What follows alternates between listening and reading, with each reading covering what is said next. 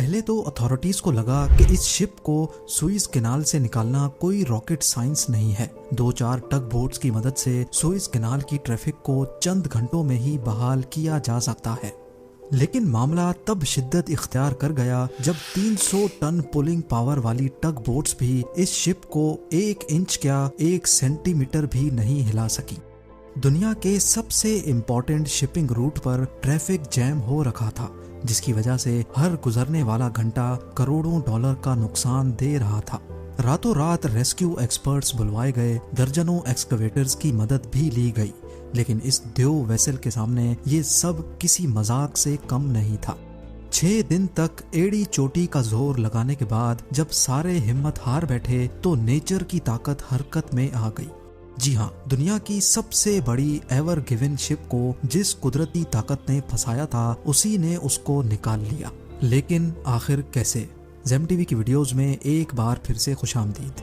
नाजरीन, 23 मार्च 2021 को सारी दुनिया की हेडलाइंस में ये कार्गो वेसल दिखाई जा रही थी। 20,000 कंटेनर से भरी ever given cargo ship Swiss canal में ऐसी फंसी कि इसने दोनों तरफा ट्रैफिक को जैम कर दिया। कार्गो शिप्स के किसी भी वजह से ग्राउंड हो जाने में वैसे तो कोई नई बात नहीं है, लेकिन स्पेसिफिकली सुइज कैनाल में फंस जाना इस खबर को तमाम न्यूज चैनल्स की हेडलाइन में ले आया। जैसा कि आपको मालूम है कि सुइज कैनाल इंसान का बनाया हुआ 193 किलोमीटर लंबा और 200 मीटर चौड़ा कैनाल है, जो शिपिंग इंडस्ट्री के लिए किसी अनमोल तोहफे से कम नहीं है। ईस्टर्न कंट्रीज से कार्गो शिप जो पहले अफ्रीकन कॉन्टिनेंट से घूमकर यूरोप जाती थी, वो अब सुइज कैनाल को इस्तेमाल करके न सिर्फ अपना वक्त बचाती हैं, बल्कि इनको फ्यूल में भी खासी बचत होती है। इसी तरह ईस्टर्न यूएसए और कनाडा से एशिया जाने वाली वेसल्स भी इसी सुइज कैनाल का फायदा उठाती हैं।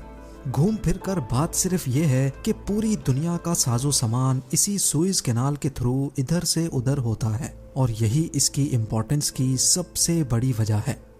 एवर गिवन शिप का यहाँ फंस जाना कई सवालात खड़े कर रहा था, जिसको हर न्यूज चैनल पे डिस्कस किया जाने लगा। सबको यही जानना था कि इतनी बड़ी शिप आखिर यहाँ फंसी तो फंसी कैसे, और अगर इसको चंद घंटों में नहीं निकाला गया तो पूरी दुनिया के सप्लाई चेन नेटवर्क पे क्या क्या असरात पड़ सकते हैं। एवर गिवन की लंबाई 400 मीटर्स है, जिसमें 20,000 फुली लोडेड कंटेनर्स मौजूद हैं। 1 अरब US डॉलर से भी ज्यादा के गुड्स लेकर जाने वाली इस शिप के अगर कंटेनर वेट की बात की जाए तो सिर्फ इनका वजन ही लगभग 3,50,000 टन बनता है। ये इतना ही है जितना बोइंग 747 जैसे 2000 एयरक्राफ्ट्स का वजन इकट्ठा कर लिया जाए। याद रहे कि इसमें शिप का अपना लोड शामिल नहीं है। सुइज कैनाल जो ज्यादा डीप भी नहीं है, इसमें से गुजरते वक्त शिप्स अपने आप को सेंटर में रखती हैं, जहां पानी साइड्स के मुकाबले में थोड़ा ज्यादा गहरा है। एवर गिवन जिसने अपना सफर शेंजन से स्टार्ट किया था, उसको चंद हफ्तों के बाद नीदरलैंड्स के शहर रॉटरडैम पहुंचना था। नॉर्मली सुइज कैनाल सुबह सवेरे क्रॉस किया जाता है जब विंड कंडीशंस नॉर्मल होती हैं, लेकिन इस दिन मामला दूसरे दिनों के मुकाबले में काफी अलग था। इस दिन सुइज कैनाल में तेज हवाओं और रेत के तूफान का खदशा था, जिसकी वजह से कई शिप्स ने कैनाल को इस्तेमाल करने से गुरेज किया। लेकिन एवर गिवन के कैप्टन को लगा कि वो इन हवाओं का सामना कर लेगा।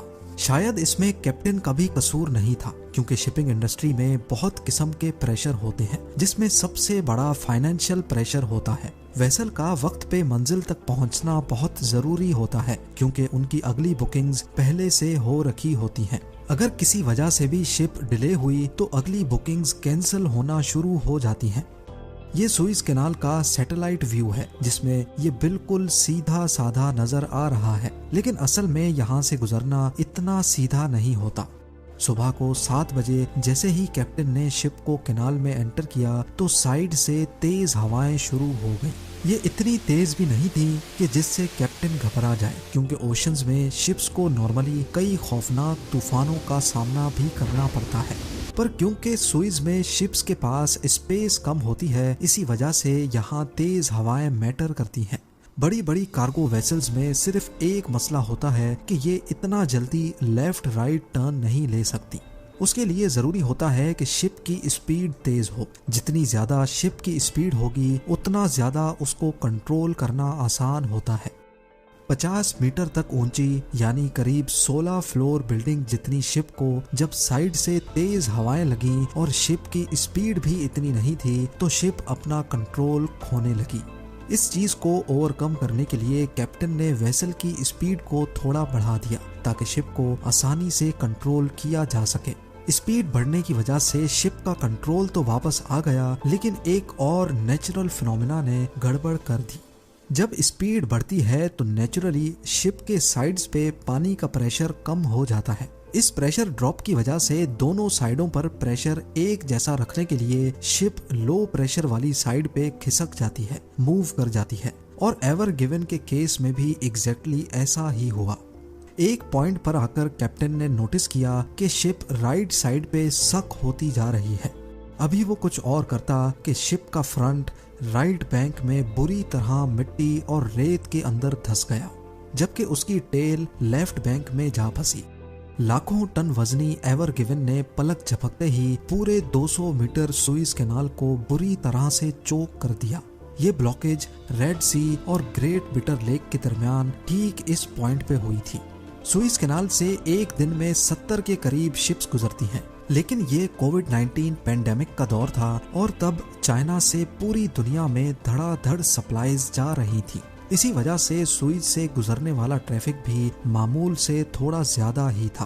पहले दिन ही 100 से ज्यादा शिप्स रेड सी और ग्रेट बिटर लेक में लाइन बनाकर खड़ी हो गई।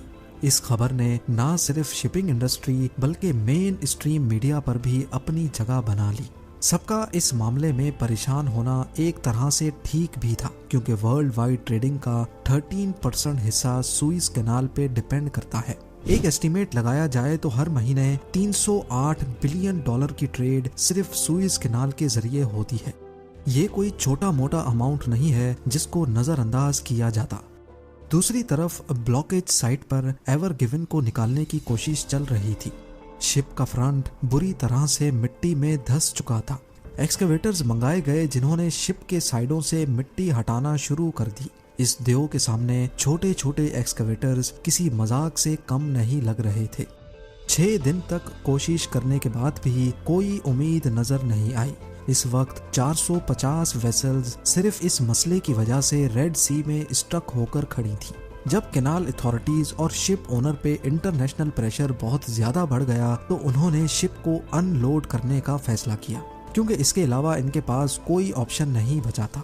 उनका ख्याल था कि शिप का वेट कम किया जाएगा तो शायद उसको निकालने में आसानी हो, लेकिन शिप को अनलोड करना एक ऐसा टास्क है कि जिसमें मजीद 10 से 15 दिन लग जाते। अभी ये गहमा गहमी चल ही रही थी कि नेचर की ताकत हरकत में आ गई। 28 मार्च को सुपर मून एक्सपेक्टेड था और ये सबको पता है कि फुल मून पे टाइड्स बहुत ऊंची हो जाती हैं, जिसकी वजह से समंदर में पानी का लेवल भी बढ़ जाता है। सुपर मून की वजह से जब सुइज कैनाल में पानी का लेवल बढ़ा तो ऑटोमेटिकली शिप ऊपर की तरफ उठ गई। इतनी उठ गई कि एटलीस्ट अब उसको 2 टग बोट्स ने आसानी से बाहर खींच निकाला। एवर गिवन का खुशकिस्मती से निकल जाना पूरी दुनिया के लिए एक शानदार लम्हा था। टग बोट्स और ड्रेजर्स ने इसको सेलिब्रेट करने के लिए फॉग हॉर्न्स बजाना शुरू कर दिए। 6 दिन तक सुइज कैनाल बंद रहने की वजह से स्टेक होल्डर्स को $57 बिलियन का नुकसान उठाना पड़ा। ब्लॉकेज खुलने के बाद भी दूसरी फंसी हुई शिप्स को निकलने में अगला पूरा हफ्ता लग गया। इस वाक़े से ये बात तो पूरी दुनिया को क्लियर हो गई कि शिपिंग कैनाल्स का ना चाहते हुए भी पूरी दुनिया पर बहुत असर पड़ता है। उम्मीद है जेम टीवी की ये वीडियो भी आप लोग भरपूर लाइक और शेयर करेंगे। आप लोगों के प्यार भरे कमेंट्स का बेहद शुक्रिया। मिलते हैं अगली शानदार वीडियो में।